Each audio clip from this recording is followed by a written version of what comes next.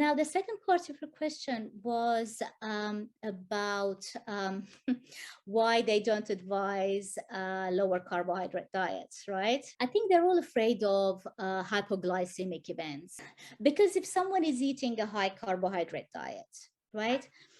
If you've just sat down and eaten a whole meal of pasta and a side salad and grilled chicken or whatever it may be.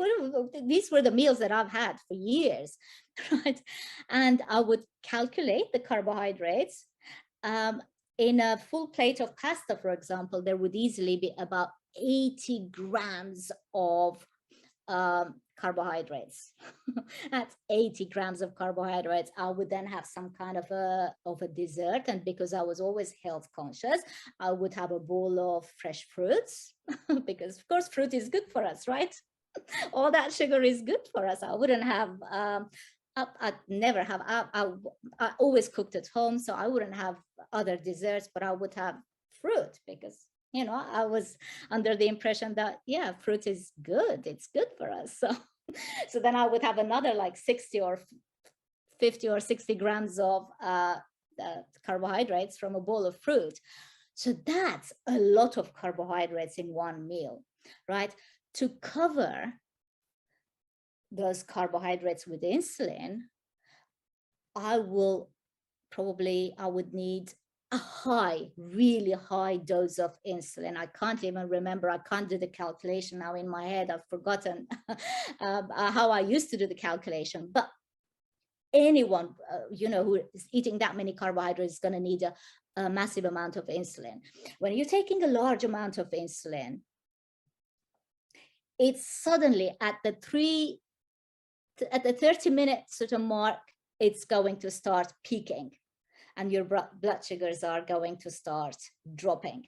But before insulin starts working, all those sugars are already started sort of being digested and getting into your bloodstream. So your blood sugar is rising, and then insulin starts peaking, and then an hour later, insulin is absolutely working efficiently, so your blood sugars will drop, sharp drop. As they're dropping sharply, you're going to want to eat more carbohydrates again. Whether you're feeling hungry or not, you're actually feeling like dizzy and hypoglycemic, so you want to eat carbohydrates again. So the problem with a carbohydrate-based diet, I'm not necessarily saying high carbohydrate, but carb-based diet, is that you're going to need large doses of insulin. When you have large doses of insulin, it's very difficult to gauge exactly at what point the carbohydrate you've ingested is going to turn into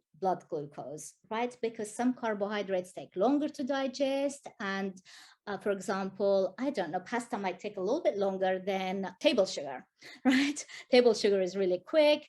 So the lentils might take much more longer. They're very fibrous, so they're more complex carbs. They take longer, but it's extremely difficult to know at what point to take your insulin to avoid blood sugars rising dangerously high. So you're playing a game that you will not win. And you play the same game over and over again. It gets very disheartening, Stephen, like you were asking about anxiety. It gets so disheartening at the end, and you go, this disease is controlling me.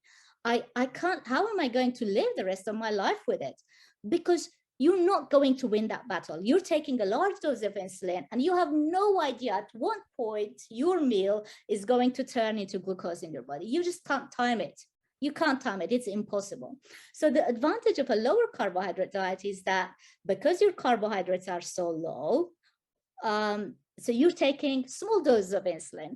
Dr. Bernstein calls it the game, or the law of small numbers, because you're playing with small numbers. So you're taking a small dose of insulin to cover the small amount of carbohydrates. And if you have a drop, it's going to be not a sharp drop, but it's just going to be a small drop. And then if you have a rise, it's going to be a small rise and a small drop. So your fluctuations are actually in a tight or narrow range when you reduce your carbohydrates.